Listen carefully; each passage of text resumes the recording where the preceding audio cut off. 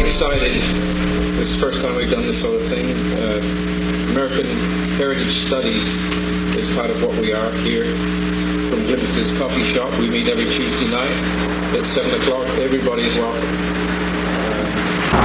And we are beginning to make an inroad. We've realized that our local politics are the most important thing that we can do, and Sheriff Mack is going to emphasize that for us tonight. So we'll just put it over to him right now. And the one announcement I want to make is we are going to put on a Constitution class that runs all day. We can accommodate 50 people and it's free. Somebody's donated this to us. So really we want first responders.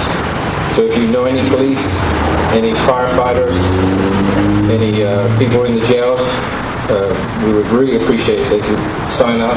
We'll give you our email so that we can communicate together. And if you'd like to leave yours, then we'll keep you abreast of what we're doing. And Tea Party people here. And John Fitzgerald is here tonight as well. Thank you, John. He's going to run against George Miller. Oh, yeah.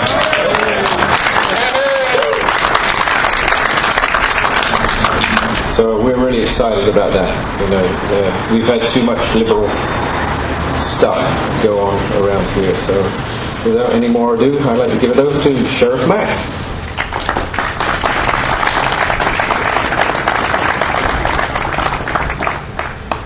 Well, I guess we had a great warm-up from Colonel Chamberlain. If you didn't know, this is from the movie Gettysburg. I highly recommend the movie to you.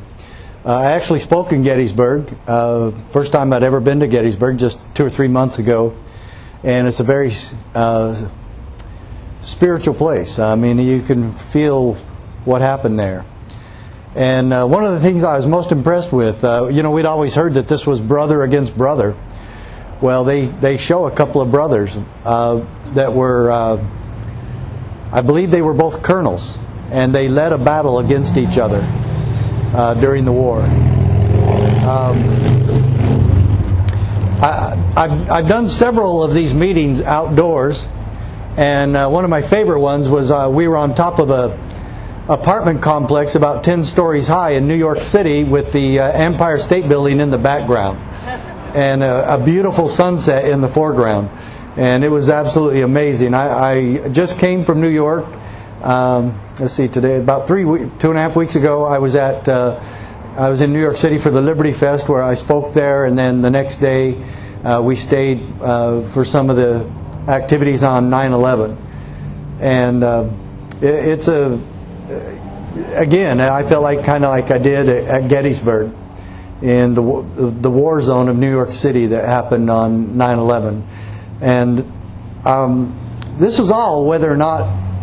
This whole meeting tonight is whether or not we're going to maintain America as a constitutional republic, or if we're going to allow her to be replaced by the selfish political correctness of both major parties.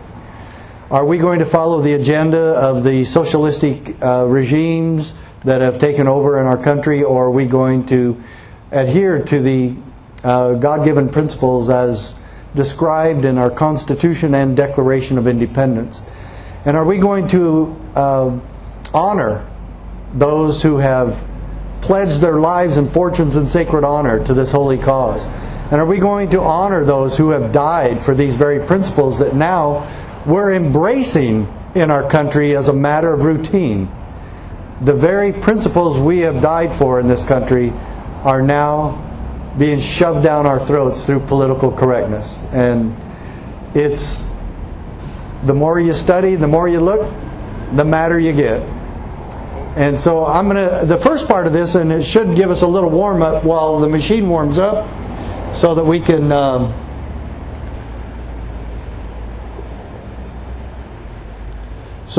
have a better view of the slide, because we're going to go through this in about 20 minutes, but the first 15-20 minutes I want to give you the historical perspective of what happened to me. Why did I sue the Clinton administration, and why in the world would I want to? a lot of people said that you don't want to mess with the Clintons because there's a long list of people that tried. And I didn't want to be on that list that bad. And all I wanted to be was sheriff. That's the job I wanted more than anything in my life. I wanted to be sheriff in my hometown. And that actually ended up happening. But how I got there was also quite an amazing miracle. And I wanted to actually go to college and become an FBI agent. My father retired from the FBI in 1975, and I wanted to follow his footsteps. And so I graduated from Eastern Arizona College with a 2-year degree, and then I went to Provo, Utah to BYU to finish up my bachelor's degree and get in the FBI. And it never worked out. And while I was working my way through college, I was a part-time meter maid for Provo Police Department. And I wrote a lot of tickets. And in this book, The Proper Role of Law Enforcement, actually details my conversion to the United States Constitution while I was a rookie cop in Utah. And in this, I created a new Sheriff Mackism, and my term for ticket writing is taxation through citation. Because that's just what it is. It's revenue. And even more so, it's revenue for the insurance companies. And so when we write tickets in law enforcement, we're actually working vicariously for the insurance companies. And I don't believe that that is a moral thing to be doing. And so I hired on full-time with the Provo Police Department in 1979, and I worked an undercover assignment in 1982, and I absolutely hated that. And after I finished with that, I started questioning some of the things we do in government and some of the things we do in law enforcement. And after that, I was assigned back to patrol, and you know what I'm doing on patrol.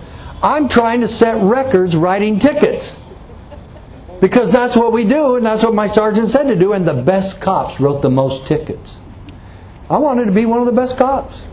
So I completely bought into this numbers game played in law enforcement. And one day I'm writing a lady a ticket because she ran a stop sign right in front of me. And I'm parked at this intersection, and this lady runs a stop sign, and I'm the only living thing within 200 feet of the intersection, and I'm in a marked unit. It says police all over it, and has the red and blue lights all on top and everything. And so I looked inside her car, I could see what happened. And maybe some of you ladies that have had 4 or 5 or 20 kids can relate to this, because it looked like a bunch of kids in there, maybe 5 or 6, just going crazy, and they were climbing all over her in the front seat and all over, and just looked like the Tasmanian devil going on inside that car. And what happened, I surmised just by looking inside and her looking so bewildered when she saw me finally, that the kids were giving her such a hard time that she tried to settle them down, lost track of where she was on the road, ran the stop sign, looks at me, and pulls over. And I didn't even have to turn on my red and blue lights. She knew she had been had, and I get up to the car, and she has her license and registration already out the window. And this lady is about to change my life forever. And she never said a word to me. Not one word. This lady was having a horrible day, and I was just about to make it worse. And so I just start writing the ticket. And at the end of the ticket, an officer signs his name and serial number, and then I paused. And I looked down at this depressed, dejected woman, and I looked down at her cruddy old car that was like a Datsun compact station wagon with primer gray showing through. It wasn't worth $300. And I looked down at her snotty-nosed kids, some of them still fighting, and screaming and yelling and crying. And then I looked at me. And I didn't like what I saw at all. And I said, Mac, is there anything you're doing here that's helping this family? And I said, is there anything you're doing here that's making this a better place to live? And is there anything you're doing here that's bringing honor to the badge you wear on your chest? Well, now I'm more depressed than she is. And I'm really ashamed. And I don't say a word to her. I give her back her license and registration and I leave. I go back to the police station and I throw the ticket away, which was against policy. And I wondered why I was a cop. I wondered why I'm in this profession. And I decided that I had to start all over. And after you've been a cop 3.5 years, I don't know how you do that. But I know I had to start all over. And so the next day I came back to work and I'm on swing shift. And the briefing starts at 2:30, patrol starts at 3. And I'm wandering around about 2:15. I'm wandering around the city center and I end up in the city clerk's office and she goes, "Officer Mack, can I help you?" And I asked her a question. To this day I don't know why I asked, but I did. Something led me to this. I was compelled to do this. And I said, "When I took this job, did I take an oath of office?" She goes, "Well, sure you did. You signed it. You have to. You can't take the job without it." And before I could ask, she made me a copy, and I took it from her, and I'm starting to read it, and I almost broke down. I was so ashamed that I took an oath of office so I could have a fun job. So I could be John Wayne and Clint Eastwood, and I could drive cars as fast as I wanted, whether I was on or off duty. I didn't have to care because, you see, cops don't write each other tickets, just you peasants. And so I decided I'm going to quit my job. And I'm serious. I'm quitting right there. I felt like such a liar and a hypocrite that I wasn't going to stay on that job. And this was it. I'm leaving right. I'm not writing. I'm not typing out a 2 weeks notice. I'm leaving. And right when I got over to the lobby that goes into the police department, I paused for a moment and I imagined having this conversation with my wife. And because I'm going home right then. I'm quitting my job. And so I wondered what she was going to say to me. And I kind of played that out in my mind. And she goes, "So let me get this straight, Matt. You just quit your job because you're a liar and a hypocrite." And I said, "Yeah, that's it." And I said, "I'm sorry. I'll get another job." And she goes, "You couldn't consider just quit being a liar and a hypocrite and keep your job?"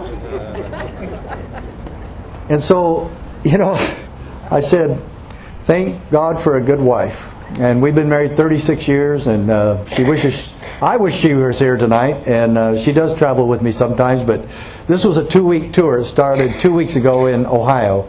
And I can't even remember every place I've been in between, but this is just too much for her. And so I decided that I'd keep my job. And after a briefing, I went home and got the World Book Encyclopedia, the one that said U.S. Constitution, because I honestly believe that there is no way you can keep your word and you can keep your oath to uphold and defend the United States Constitution if you've never read it. And you ask how many of your public officials have read it. It's alarming. And I'll bet you 98% of the police have never read it. Sheriffs, deputies, all of them. Why do we take an oath that we summarily ignore the very next day? And we're going to see why we take the oath as we go through this presentation. And I got to keep this thing moving or it'll go to sleep on me. Okay. And so I started studying the Constitution. And while I'm studying the Constitution, another miracle happens.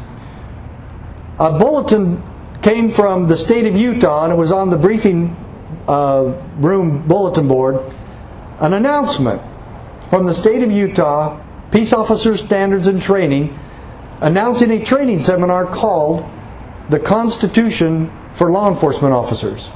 And I said, wonderful. If anybody needs that, I do. And I looked down at the bottom of the page and I said, man, I'm going to this, because the instructor's name was Dr. W. Cleon Skousen. And so I knew that he had worked in the FBI with my father. And so I went to that training. It's conducted at the University of Utah in Salt Lake City. And 240 cops were at that seminar. Ongoing police training. And while there, I was converted. And I mean, I felt the spirit of freedom so strong in that room. And I found out and realized while I was sitting there that the spirit of freedom is merely the Spirit of God. And I was converted to the United States Constitution. I love the Founding Fathers. And I promised myself while I was sitting there that I would never be on the wrong side again. And I stayed with my job. I stayed in law enforcement. I started getting promoted after this, and pretty rapidly actually. And I got a reputation for being a constitutional cop, and that was fine with me. And I was still getting promoted though. And then I'm going to have to tell you, things were going great in our lives. And you know what happens when things are going great in your life. The in-laws call. My wife's parents are telling me that I've got to get home to Arizona and run for sheriff. And I told them they were crazy, and this is the first time in our married lives that my wife agreed with me, that her parents were crazy. Every time they called, I would just give her the phone and she would tell them to leave me alone. Then they had other people lobbying me to come home and run for sheriff. So I would have loved to have done that if I hadn't had 11 years with Provo PD, and I'm 9 years away from retirement. And so I said, no way. And this is not a sure thing. I would be quitting a job to maybe win an election in a place I haven't lived for 12 years, and I've never been a cop there ever. So we made a list of all the pros and cons to send down to her parents why we couldn't do this. And there was 23 cons and only 2 reasons why it might be an okay idea. And we sent that down to them, and it was about 3 or 4 weeks later we moved home and ran for sheriff. Absolute true story. And miraculously I was elected and re-elected in 1992. And in 1993 I saw something on TV that I thought was pretty funny. Bill Clinton was signing the Brady Bill into law. And he used 13 pens with his left hand. He's left-handed. I don't know why he used 13 pens. But he also said something that I'll never forget. He said, the Brady Bill is going to make our country so safe that our nation's police won't even need to carry guns anymore. Is that a Bill Clinton Bubba thing or not? You know? So I wasn't going to sue Bill Clinton over that. I just took it for what it was worth. More Washington, D.C. entertainment. But then on January 21st, I'm at a meeting with all the sheriffs in Phoenix. And there's 3 strangers there. There's only 15 counties in Arizona. So it's easy to see 3 strangers. And they were from the BATF. Yeah, you know the guys that do the Fast and Furious gun running down to Mexico? These guys. And so they hand us each a document, and they said, sheriffs, this document details your marching orders as to what you have to do to comply with the Brady Bill. Why didn't Bill Clinton say that? Why didn't he tell us? Why didn't we know before, when they're passing this law, that it's going to be the county sheriff responsible to conduct criminal and mental history background checks on every one of our citizens, and before we can give you permission to own a gun? That's the Brady Bill. And there's no negotiation, no contract, no input from us. We just have to do it, and we have to pay for the whole thing.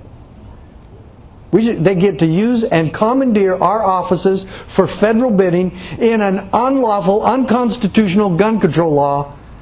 And if we fail to comply, we're subject to federal arrest.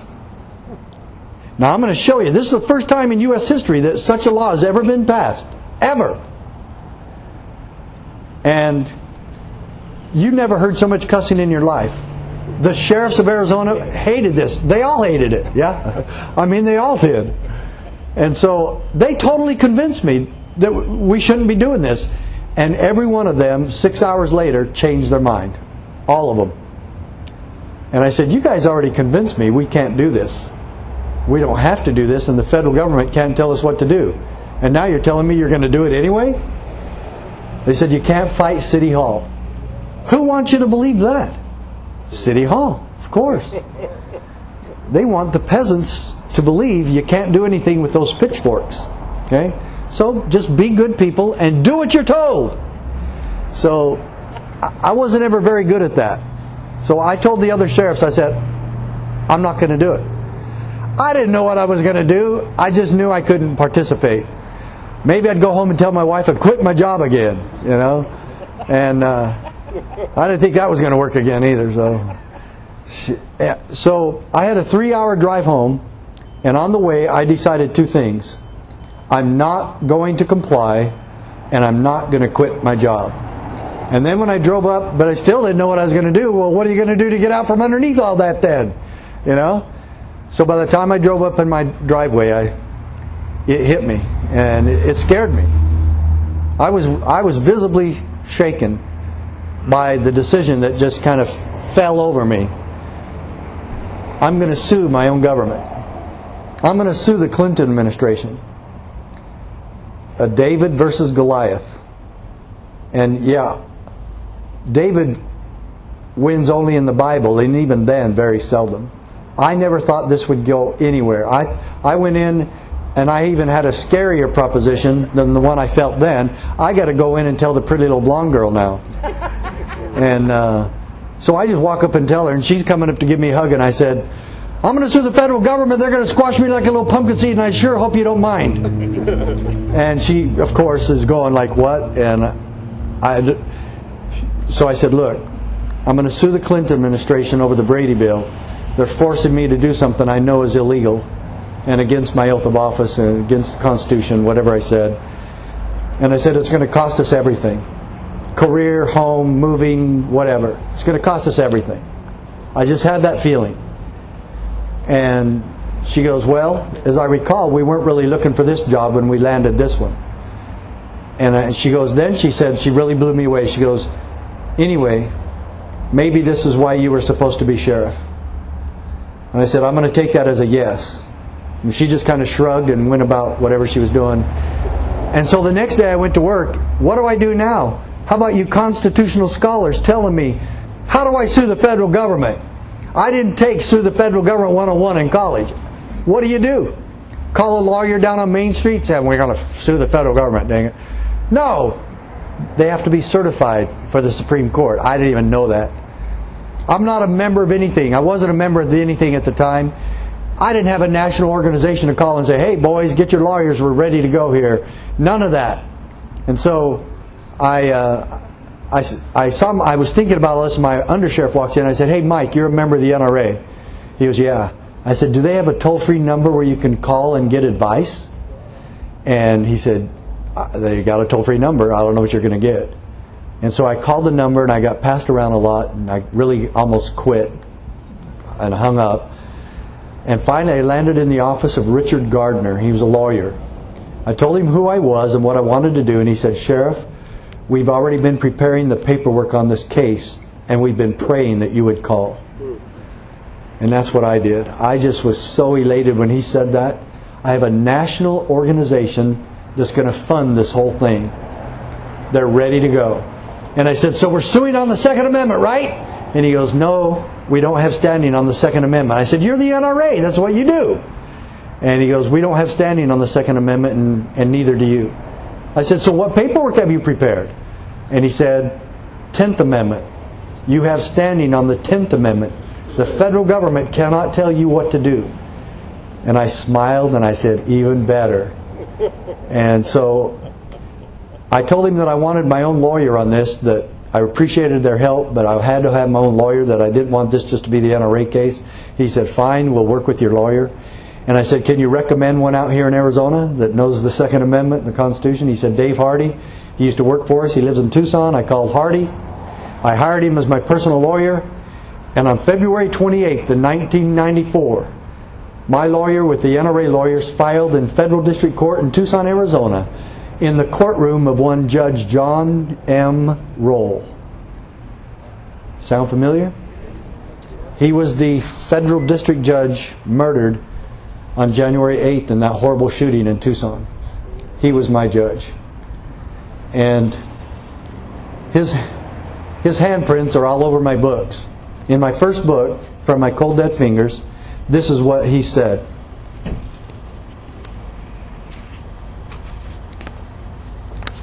The court finds that enacting section USC 922S2, Congress exceeded its authority. Have you ever heard a federal judge say such a thing to Congress? Thereby impermissibly encroaching upon the powers retained by the states pursuant to the 10th Amendment. He told his boss they exceeded their authority. Well, this was an amazing man, an amazing judge, a constitutional judge. And now, because of him, we made it all the way to the Supreme Court. And after this, after I filed, 6 other sheriffs joined the lawsuit from across the country. A total of 7 out of 3,100. One from Arizona, one from Texas, one from Mississippi, one from Louisiana, one from Vermont, one from Wyoming, one from Montana. That's it. That's it. And Texas only had 1. And they have 254 sheriffs there. And there's 3,100 sheriffs nationwide. 7. And so we moved forward, and all of us won at this district court case except Sheriff Coog from Texas. How do you lose a gun rights case and a 10th Amendment case, state sovereignty case in Texas? Well, he did. And then Sheriff Prince and I were in the same circuit court, which is, of course, right next to here, San Francisco, and we lost. We lost on appeal from the feds. But Sheriff Coog and Sheriff Romero made a huge comeback in the 5th Circuit, which is in New Orleans, and they won. And now we had conflicting appellate rulings on the same case. And my lawyer said that's pretty much going to guarantee us a trip to the Supreme Court. Sure enough, on December 4th, 1996, Sheriff Prince and I appeared before the U.S. Supreme Court on the Brady Bill case, telling once again that the federal government has no authority to tell me what to do. When we're saying that, we're saying that they have no authority to tell anybody what to do in your state. They can't tell your state what to do. And you're going to see this evidence as we go through the case now. This is absolutely going to blow you away as to all of it that's in there. But what I did is I put the case in a sweet short version, and it's in this little booklet. Now we're going to be letting you get these afterwards. You can get 3 of these for $5. You get 7 of them for 10. And you should be passing this out to everybody who's ever told you the federal government can tell us what to do. They trump us on everything. And you need to show this to your county commissioners and to your sheriffs and to your city council and your school boards and your state reps and anyone else who's ever argued with you that the federal government is omnipotent. They are not. And let's make this very clear. The federal government is not our boss. And if we go along because they're giving us money, maybe you ought to stop and think about the stupidity of such an economic arrangement. We send them money, we send them $100, and they send us back $5, and we grovel for it and kiss their ring and thank them. Why don't we just keep the money here? The first state that will do that will be the richest state in the Union, even California. Yeah.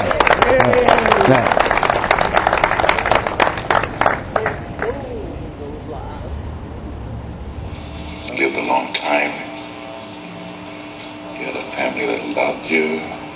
You had a job that you thought made a difference, that you thought was honorable. And then you see this.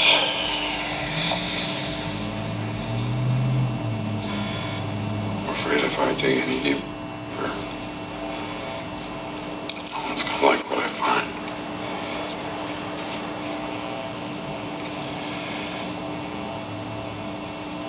You took an oath, if you recall, when you first came to work for me, and I don't mean to the National Security Advisor of the United States. I mean to his boss. And I don't mean the president.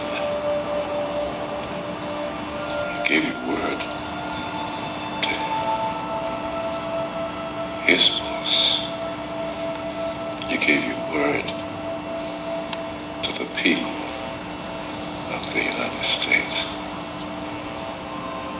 Your word is who you are. I think that's pretty amazing that a movie called Clear and Present Danger actually talks about the significance of the oath of office. That's what all of this boils down to. Do you have public officials that will keep their word to you when they took this oath? The question is, why do we take the oath? Is it required? Where is it required? And what does it really mean to you? So let's see if we can do some research on that. First,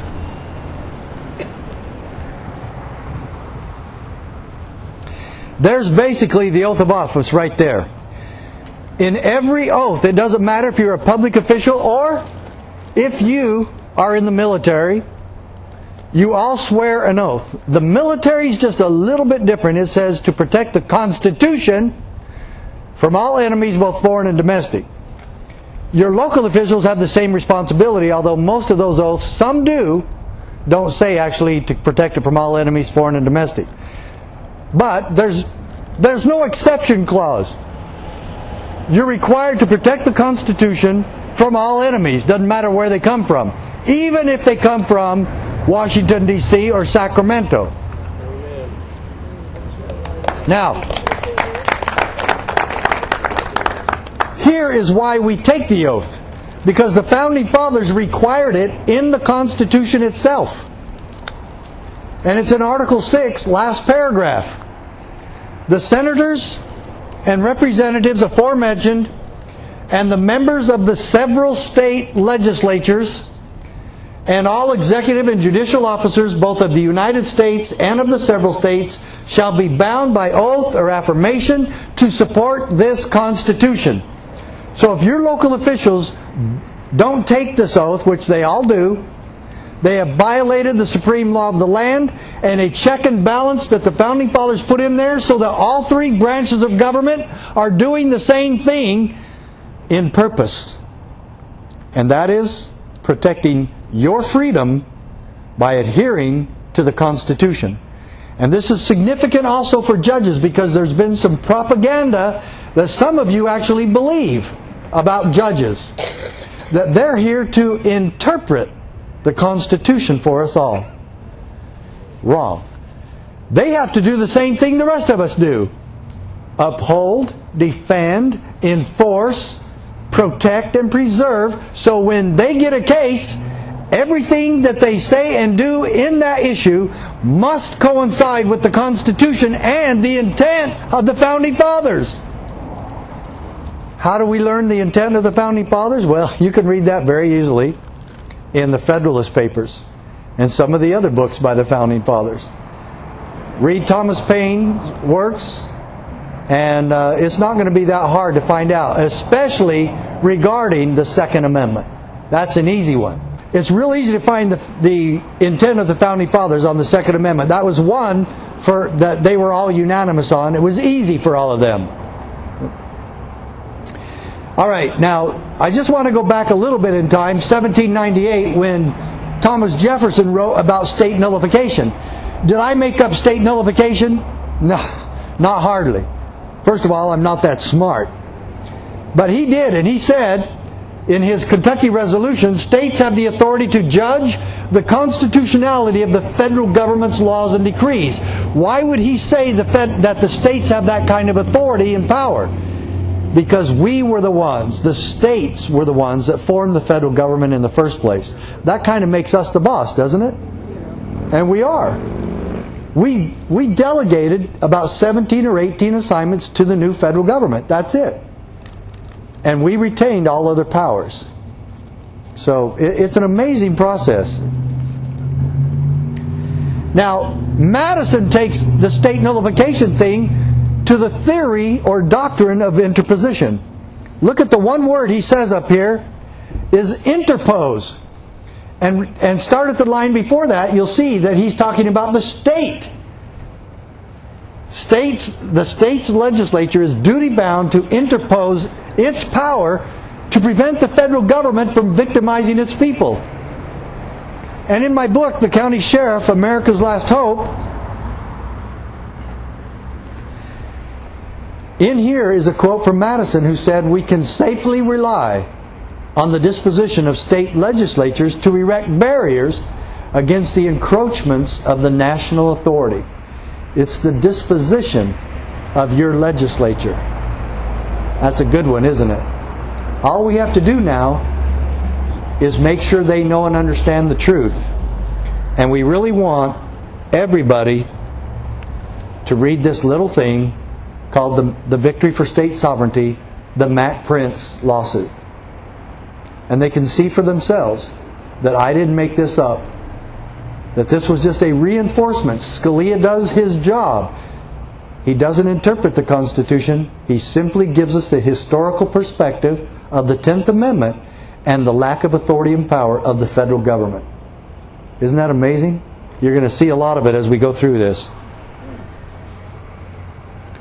Now these are the two, this is the start of the case. These are the two litigants in this case.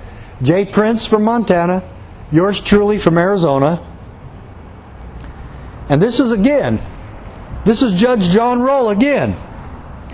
I want all of you to see that. In his ruling, he stated in one sentence my entire motivation for this lawsuit. Mack is thus forced to choose between keeping his oath or obeying the law, subjecting himself to possible sanctions. Now that sanction he was talking about was that threat of arrest. And that really bothered Judge Roll. And he made it very well known to them that he was bothered by it. And so, pursuant to this, I want to show you the threat of arrest that is actually in the Brady Bill. Here it is.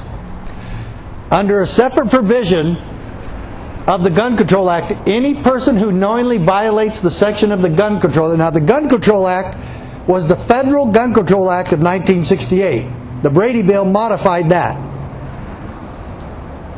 Amended by the Brady Bill, shall be fined under this title, imprisoned for no more than 1 year, or both.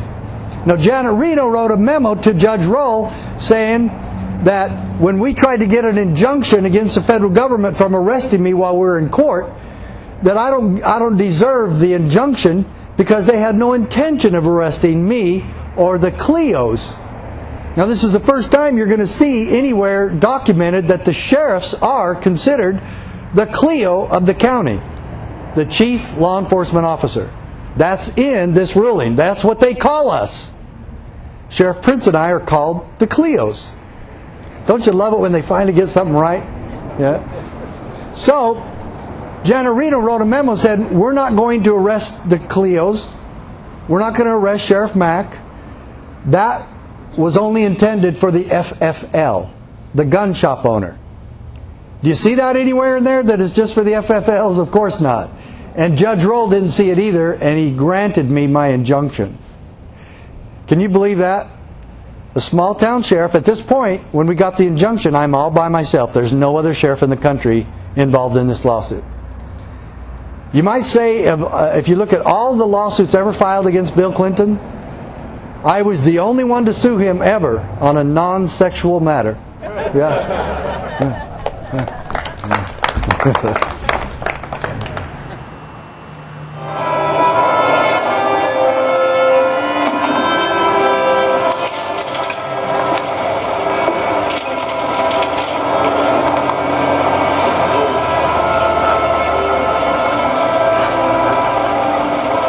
Let me have those front seats.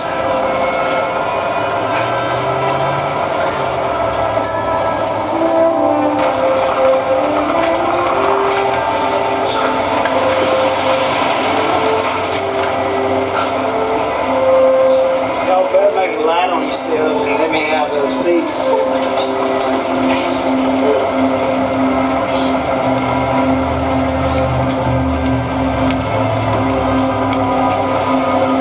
You can move.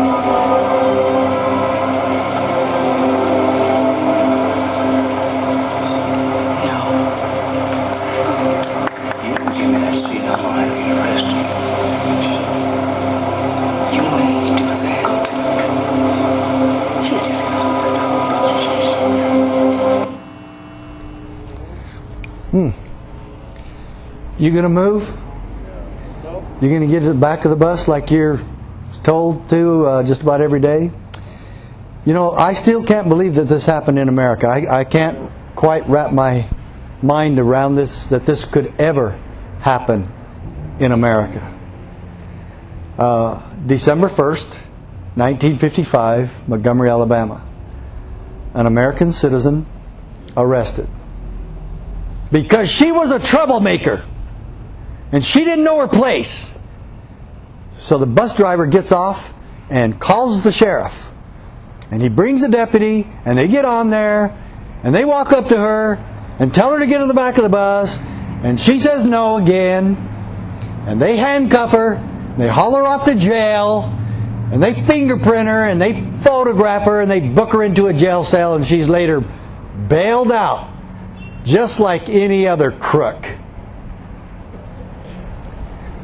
And I always wanted to shake her hand before she passed from this earth. In the year 2000, she was given the highest civilian honor that our United States Congress can bestow on anyone in our country. Why did she get that? Because she broke the law. And she taught us all what we should do with stupid laws. But we should have never heard of Rosa Parks. As much as a hero as she is to me and to all of us, the real hero should have been the sheriff. You see, a constitutional sheriff would have walked up to Rosa Parks, and I don't think my mic reaches. It doesn't. You need to come over here. This is my Rosa Parks. And the constitutional sheriff walks up to Rosa Parks, and he goes, "Ma'am, just what seems to be the problem here?" And of course she looks up at him all humbly and just doesn't want to go to jail, really. And she says, "Why can't we be left alone?" And the sheriff goes, "Mrs. Parks?" Wow, that really touched me. "Mrs. Parks, what you did here today took a lot of courage, and I really admire you. And if you don't mind, I'd like to shake your hand. And my deputy and I would like to escort you home safely. Because there could be some trouble in the town tonight about this. And we don't want anybody messing with you or your family because of this." And so they escort her home.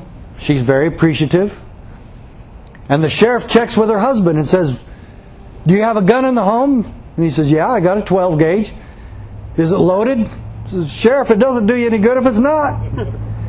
He said, "Good. Because there might be some trouble, and I want to make sure you keep that close by tonight. My deputy's going to be giving you extra patrol all night long and throughout the week. The other shifts are going to do the same." That, my good friends, is a constitutional sheriff.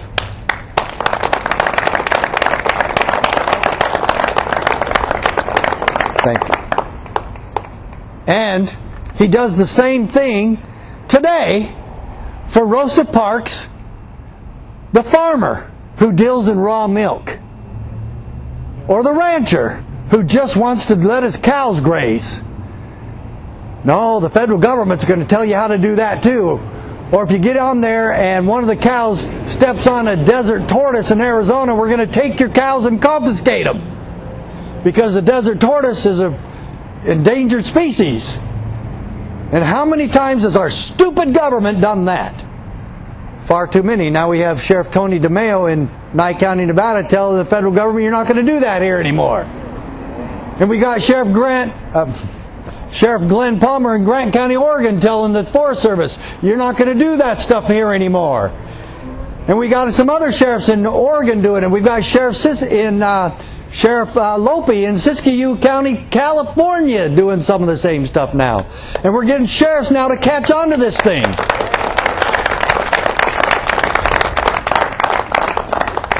And we're going to have a national convention, and we've got it set for November 12th for 150 to 200 sheriffs all across this country. And we've got to raise $150,000 to make sure that the sheriffs can attend because we don't want them to spend taxpayer dollars to get there. And we're going to start this new constitutional sheriff concept, and we're going to have them go back into their states and promote it within their sheriff's associations. And sheriffs from, there's going to be about 10 from California there. And I've already extended the invitation to some of them. They're all saying yes. And the sheriff yesterday in Lake County said he would go. And that's why that county, in Clear Lake, was a great meeting yesterday. It was very few people, but the mayor was there and the sheriff. And if you got sheriffs that will listen, I think this will have a huge impact on them. And you need to ask every one of your sheriffs if they've read the book, The County Sheriff, America's Last Hope. Ask them what problem they have. But I need you to help me raise that money, and we've got to raise it right away. And what I promise to you is none of it's going to salaries. It's all going to pay for the sheriff's airfare and hotel room and meals while they're there. We don't want them spending any of their money. We want it to be easy for them to get there. And then we're going to have another one, and we're going to keep doing this until the sheriffs get it.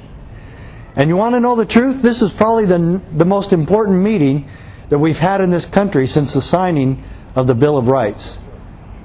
Because this is going to be the fulfillment of the promise that these men made to you, that they will uphold and defend your Constitution, and that they will protect you from tyranny, wherever it comes from. And they will not allow any more Rosa Parks to go to jail. And I spoke last Thursday in Kentucky, in Louisville, to the Sheriff's Association of Kentucky. And there's 120 sheriffs there. And you want me to tell you what I started my talk with? I drank raw milk.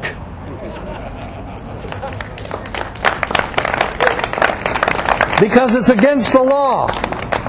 And I challenged them all. If they wanted to, they could arrest me. And the Louisville County Sheriff was sitting right next to me, and he kind of saw how stupid that was, if he would. And I want all of them to see it, because they're raiding raw milk farmers all across our country. And it's happened here in California. I went to help the Estrella family in Washington. I went and talked to their sheriff for them. I said, Sheriff, I know you don't like me, and you could tell he didn't. Never met me before, but he knew I believe that tyranny was abound, and he doesn't believe there is any tyranny going on. So he didn't like my book, I guess.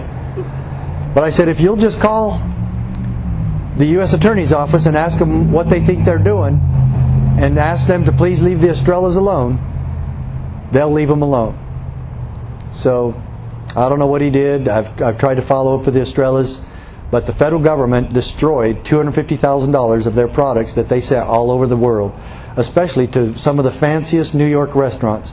They love their cheese and butter. And it's the best product in the world for you. You don't want to burn your milk, because it destroys all the vitamins and enzymes in it. And so I told that to the sheriffs in Kentucky. And I also, if you want to look at my website, you'll see me on the front page where I drank raw milk in Madison, Wisconsin at the state capitol steps, because they made it illegal too. And you want to know the truth? I don't even like milk.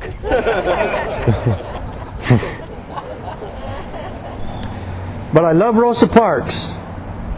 And I hope that sheriffs understand that the enforcement of stupid laws has been something our country has always done. We just move it from one person to the other. And I also want it understood here that this movement that we're all a part of is not racist in any way. God-given American liberty is for every citizen of this country. It doesn't matter what you believe, and it doesn't matter what color your skin is, and it doesn't matter what religion you are, or if you're any religion at all, or even if you're an atheist. His precious gift called liberty is even for atheists. It's for all of us. And I will stand with all of you. Black, white, Hispanic, anything in between. Jews, Gentile, even Mormons. As we stand hand in hand, peacefully. And I'll guarantee you the next result, the best result of having your sheriff involved in this holy cause, is that this movement will remain peaceful and effective. And there's not going to be any more arrests of Rosa Parks farmers because they believe in raw milk. And you know who they've attacked the most? The Amish. because they won't do it. They've even sent SWAT teams in on Amish, who are the most peaceful people in our country. Yeah, that's how stupid this has gotten. This is the first big quote from Justice Scalia in the Mack Prince case. We have held, however, that state legislatures are not subject to federal direction. Don't you wish your state legislature knew that?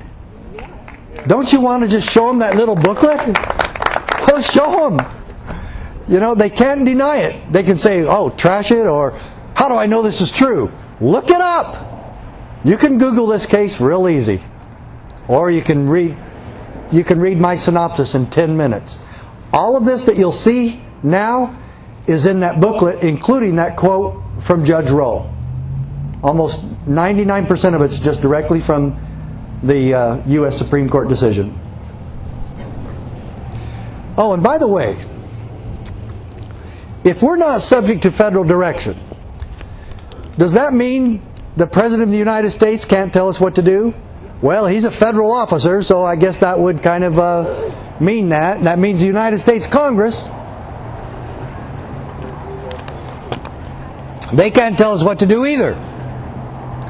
So if the President of the United States can't tell us what to do, and I don't care if it's George Washington himself, he can't tell us what to do. He knew it better than anybody, though. If the President can't tell you what to do, and the Congress can't tell you what to do, how did the EPA get the authority? Doesn't hold, does it? And in this little booklet, Justice Scalia talks about how the EPA was ruled to be unconstitutional in the early 1970s. Read it yourself. I know what you're thinking. Then why do they have any authority today? Because nobody enforced it and nobody did anything about it, and the states kept going along with them because they threatened them. And your sheriff could walk up to the EPA and say, oh, by the way, you're not doing that here anymore. Needs to tell that to a lot of people, doesn't he? All right. Now, this is Scalia again, and Scalia isn't perfect, and he makes a couple of mistakes here. We want to point this out just real briefly. One of them is a big mistake, but he actually corrects it on the next page, but this is a mistake. It is incontestable that the Constitution established a system of dual sovereignty. There's people who don't believe in dual sovereignty. You're either sovereign or you're not. You know, it's not, I'm 75% sovereign and you're 25% sovereign. Sovereign means you have no other authority above you, obviously. So, this one really doesn't bother me very badly, though. And I'll tell you why. Because the sovereignty of the United States government is so small that it really doesn't compare to the sovereignty of the states. So I'm not too worried about it if they would understand that that is the fact. That's just the facts of the Constitution and the 10th Amendment. So I can let that one go, but the next one I can't let go. Look at that. Although the states surrendered many of their powers. Now, did the states surrender anything? What is the correct terminology that the states said? And it's a word in the 10th Amendment. Delegated. Thank you. The states delegated a few powers, not many, but a few, to the new central government. But Scalia makes a huge comeback here when he says at the end, the states retained a residuary and inviolable sovereignty. If the state of California were to be inviolably sovereign, don't you think we'd be able to run our own geography and control our own geography? How about our own education, our own lakes, our own streams, our own rivers, our own water, our own air, our own education, our own health care? Amen. Yeah. Now he corrects it right here. This is, again, Justice Scalia. All of this is in the little booklet. Residual state sovereignty was also implicit, of course, in the Constitution's conferral upon Congress of not all governmental powers. Wow! Don't you wish your state knew that? That they don't have all governmental powers, but only discrete, enumerated ones. So now you see where Scalia has corrected himself. They're not many. They were very few and enumerated. And he says, which implication was rendered express. Express! by the 10th Amendment. And the 10th Amendment says the powers not delegated to the United States by the Constitution nor prohibited by it to the states are reserved to the states respectively or to the people. Because the people are also sovereign. There's no government here that's supposed to be running our lives, telling us what to do, telling us how to educate our kids, telling us we can't say God in a school or on our money or any place else. All ridiculous. Then he said the great innovation of this design was that our citizens would have two political capacities, one state and one federal. But next, read that line. Each protected from incursion by the other. So, if the federal government comes in here and commits incursions, which are entries or trespasses, who's supposed to stop it? States. Now, the geographical state of California is not going to stop that. We're talking about state employees. We're talking about the governor, state legislature, and the political subdivisions, sheriffs, county commissioners, county attorneys, city councils, and even school boards are all political subdivisions of the state. Yes. Now, I'm not making any of this up. You'll see where Scalia actually quotes Madison in expressing this much better than I can. And the reason I keep going up and down is so everybody can see. As Madison expressed it, look, the local or municipal authorities form distinct... Now, who are the local and municipal? Counties and cities. Form distinct and independent portions of the supremacy. Well, Barack Obama's told us that the federal government is supreme, and so they're going to sue Arizona on the Supremacy Clause. And the Supremacy Clause is clarified in this decision by Scalia, and it certainly does not give carte blanche to the federal government. Quite the contrary. It says only laws they pass that are constitutional are supreme. Which means the federal government today has no supremacy at all because they haven't followed the Constitution in decades. Yeah.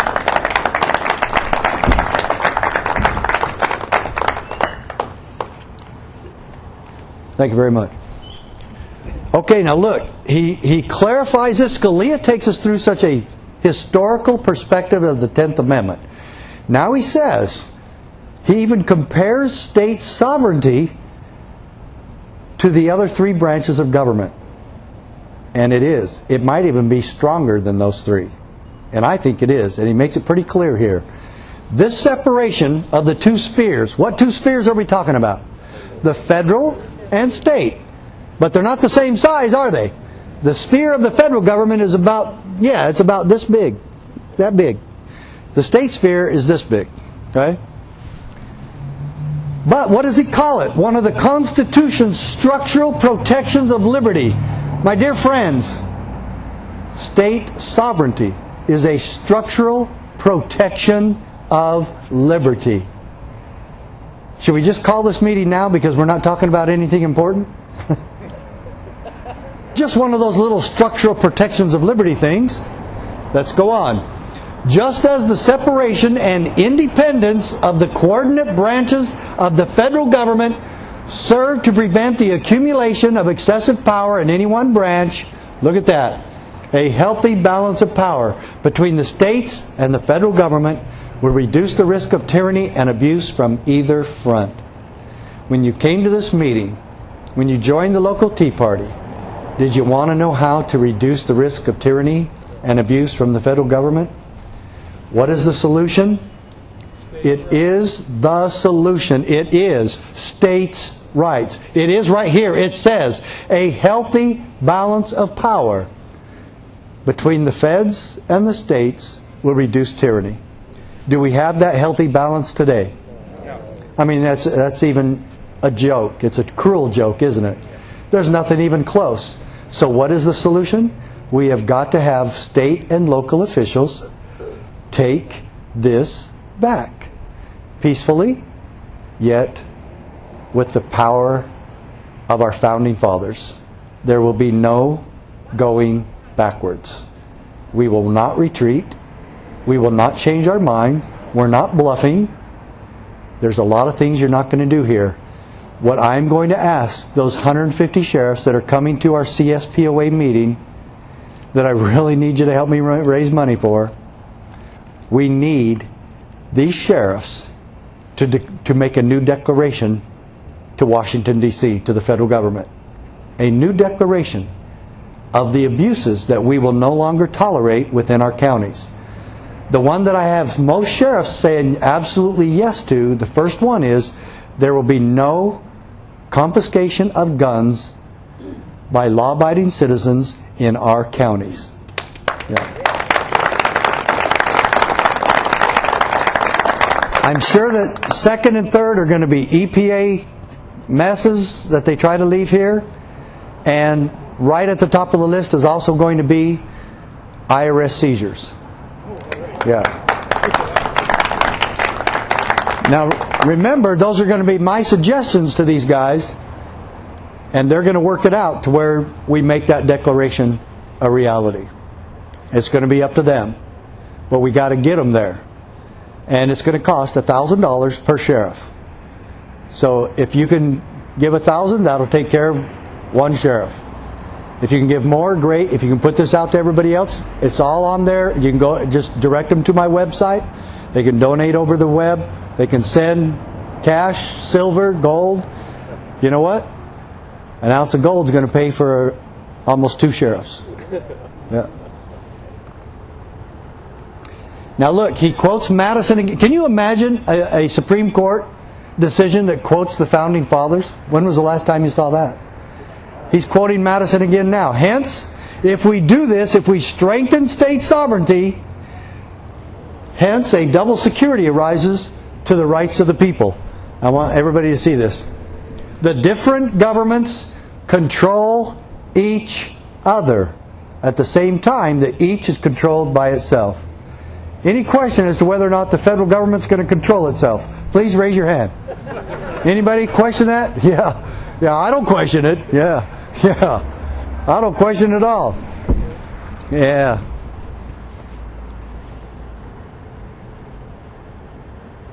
Look at this.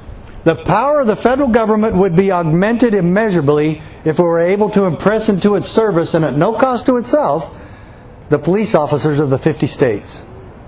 That's what they were trying to do to the sheriffs. Commandeer them for federal bidding. They have no authority to do that. That says, once again, does it not? The federal government is not our boss. Yeah. That is in the booklet as well. He straightens out the Commerce Clause. He straightens out the Supremacy Clause. And once again, this is another way to put it, and he puts it. The federal government, we held, may not compel the states to enact or administer a federal regulatory program. Just what do you think that does to Obamacare? The state of California does not have to take it. County by county, you don't have to take it. If one county wanted to, I guess that would be their business. But I can guarantee you, one former sheriff will never, under any circumstance, use, borrow, or take nationalized, socialistic, Marxist health care ever. I'm not going to. You can quote me on that, and you can write the federal government. You can tell Barack Obama I'm not going to do it. And you can give him my address, because I'm not going to. He already has it on. Yeah. I'm sure he does. Okay. We got a couple more here, and then we're going to wrap this up. Now, Scalia wants to call the other 4 judges who dissented in this opinion, he wants to call them stupid. I'm serious. I'm not joking.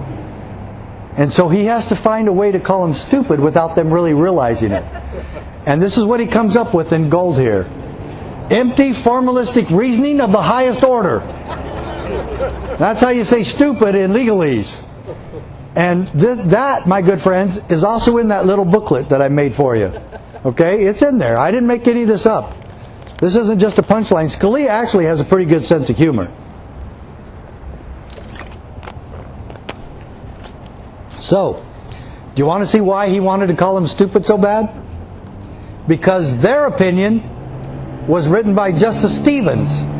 4 judges on the U.S. Supreme Court in 1997 said this: if Congress believes that such a statute will benefit the people of the nation, to be constitutional, all you have to do is believe it will benefit the people.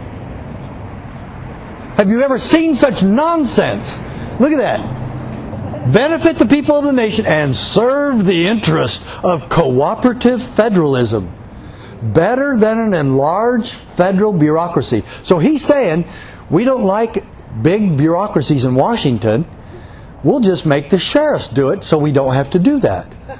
That'll better serve the people. Have you ever heard such a crock? And then he goes on, we, the Supreme Court, should respect both its policy judgment and its appraisal of its own constitutional power. Congress gets to determine its own authority. Wrong is right. That is a lie. And they are completely outside the Constitution. And you see why you don't want to trust these judges with these political agendas in mind instead of enforcing the Constitution and what it said and the intent of our founding fathers? Man. And now the antithesis of what Stevens just said, Scalia quotes in this decision, and it's my favorite line from the entire decision. Just one sentence made this entire battle worthwhile. I did end up losing everything. When I told that to my wife, I was right. We moved, we lost our home, career, and job. I've never served a day in law enforcement since then. My chosen profession.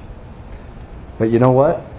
Man, the good Lord sure has opened a lot of doors to us since then. I travel the country doing this state to state. The only state I haven't been to is Alaska. Look at this. But the Constitution protects us from our own best intentions. What happens if just 20% of your state and local officials abide by that one sentence?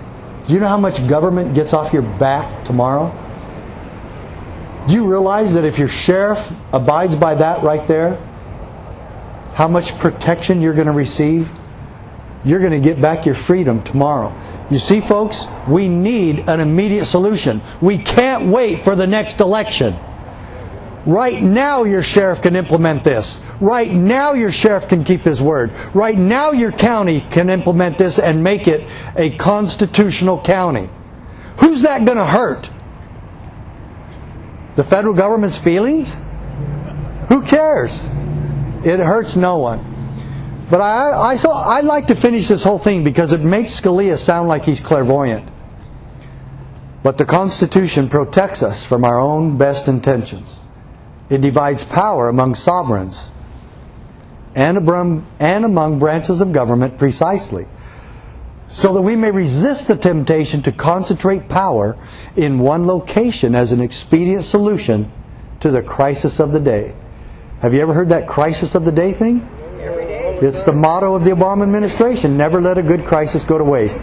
Even in crisis, there are no exceptions or exemptions to constitutional principles, as they tried to pretend during Katrina.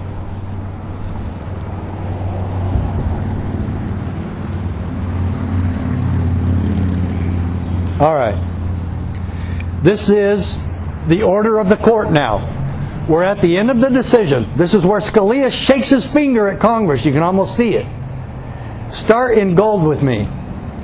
The federal government may neither issue directives requiring the states to address particular problems, nor command the state's officers, or those of their political subdivisions. Don't forget that part. Political subdivisions of the states cannot be told what to do. To administer or enforce a federal regulatory program. It matters not whether policy making is involved, and no case-by-case weighing of the burdens or benefits is necessary. Such commands are fundamentally incompatible with our constitutional system of dual sovereignty. And all I should say is state sovereignty. It reinforces the 10th Amendment. It reinforces state sovereignty. It reinforces state independence. And just as the Declaration of Independence says, these states have a right and ought to be free and independent. And that's how this all started, by 13 original states getting together and say, we're going to form a federal government, but we're going to make sure it's very impotent. And if they ever get out of line, the states are going to have the authority to put them back in. And that was called the 10th Amendment. You have to remember three things. What was the purpose of the Constitution? One, most important thing right there, was to limit the federal government. Two, what was the purpose of the Bill of Rights? To establish the untouchables. That's what the Bill of Rights are. The untouchables. The principles that government can never violate, change, or alter, or even think about legislating against. Can you imagine?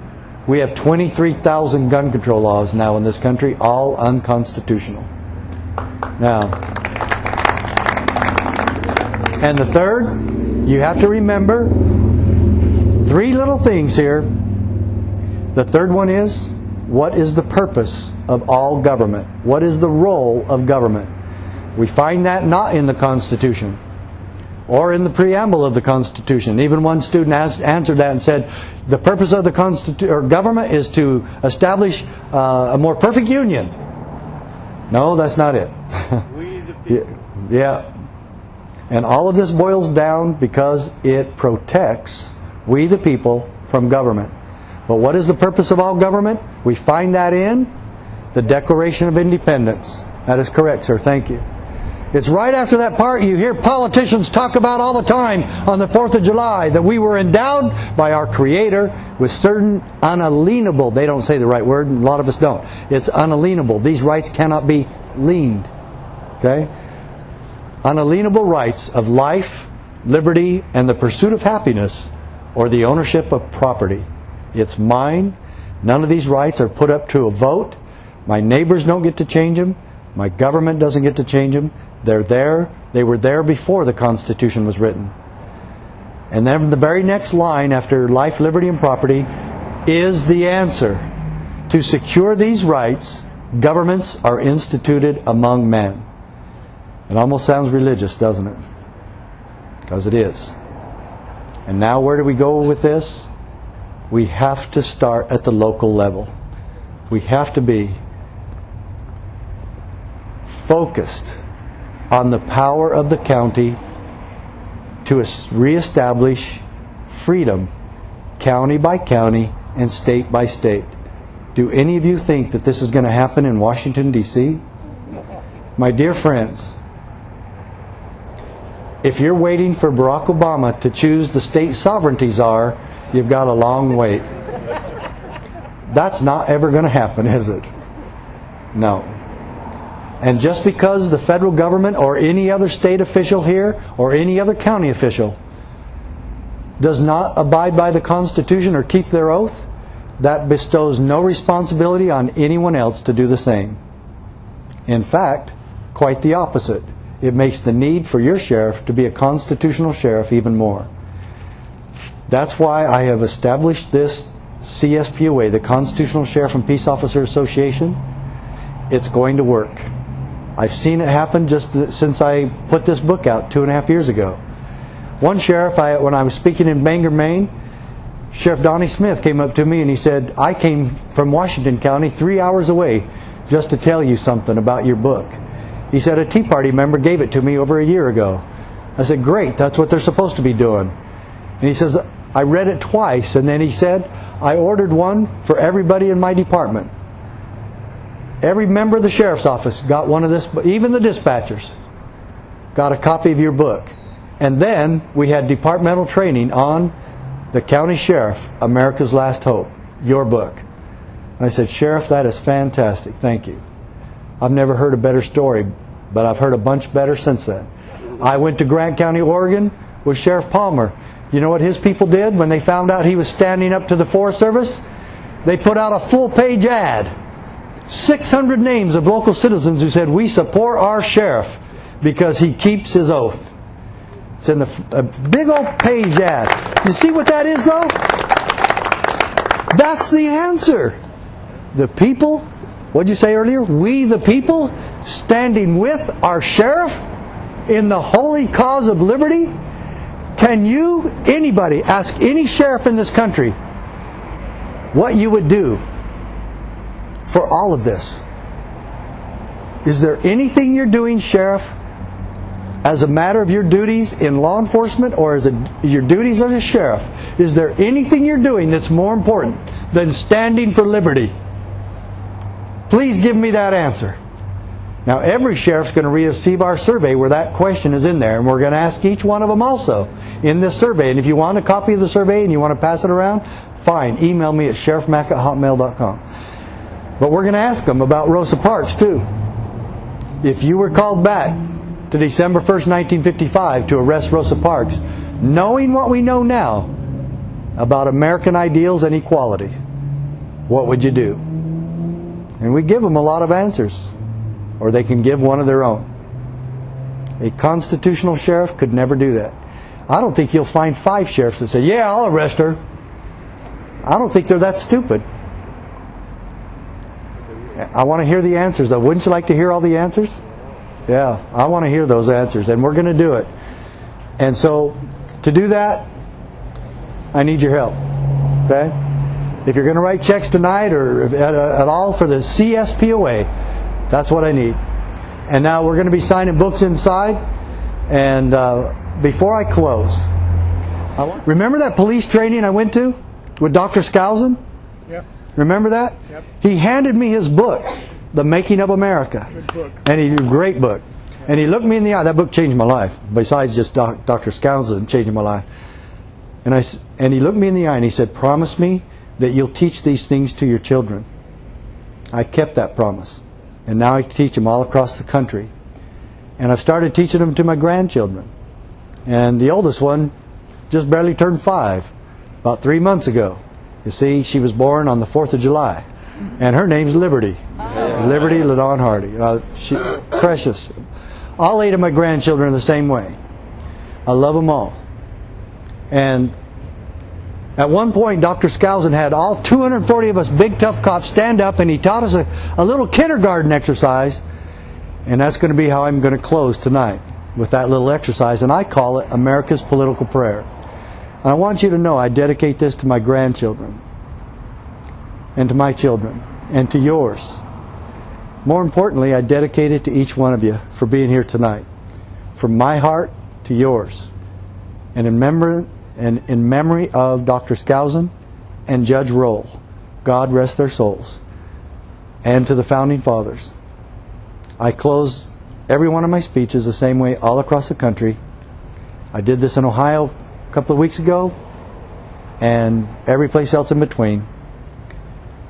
I leave you with this little kindergarten exercise, and remember while I'm doing it, I learned this at police training.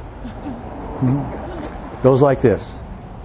We, the people of the United States, in order to form a more perfect union, establish justice, ensure domestic tranquility, provide for the common defense, promote the general welfare, and secure the blessings of liberty to ourselves and our posterity, do ordain and establish this Constitution for the United States of America.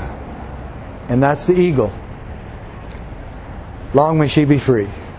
Thank you.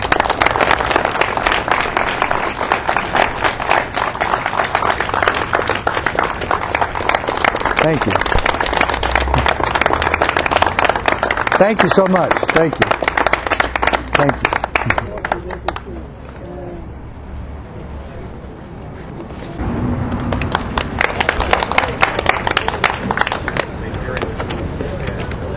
Sheriff Mack, on behalf of the sponsors of tonight's event, Tom Toller, Paul and Kimberly Kent, and the founders of the Fairfield American Heritage Society and its members, I have the honor and privilege of presenting this cake to you, which has been skillfully crafted by Kimberly Kent. On it is depicted the symbol of an American Minuteman, the traditional symbol of those patriotic Americans who have been willing to do whatever is necessary to ensure that our individual freedoms are preserved. We ask that you receive it on behalf of all those courageous men and women in all branches of the military service, law enforcement, and civil service who have taken that solemn and sacred oath to protect and to defend the Constitution for the United States of America, and who strive continually to live out that pledge. We invite all such oath keepers in attendance to come and enjoy this cake, and there's other cake inside as well, so we don't just have to share this one. You might as well take this one, because tomorrow I leave town and I'm not going to be able to take that on the plane like that, I'm sure. It is with gratitude. I could give it to TSA. There you go. The face. Yeah. It is with gratitude that we honor all oath keepers who are currently serving or who have served in the past, and we pledge to stand with and support you as you continue to labor for the preservation of our God-given, constitutionally protected liberties. We thank all of you. God bless you. Thank you. Thank you, Sheriff. Thank you. Thanks, Paul. Yeah. Okay, don't leave without getting the books or making donations or standing for freedom or taking pictures or having you sign the books. Having me sign the books. Or Where does he say the Constitution is?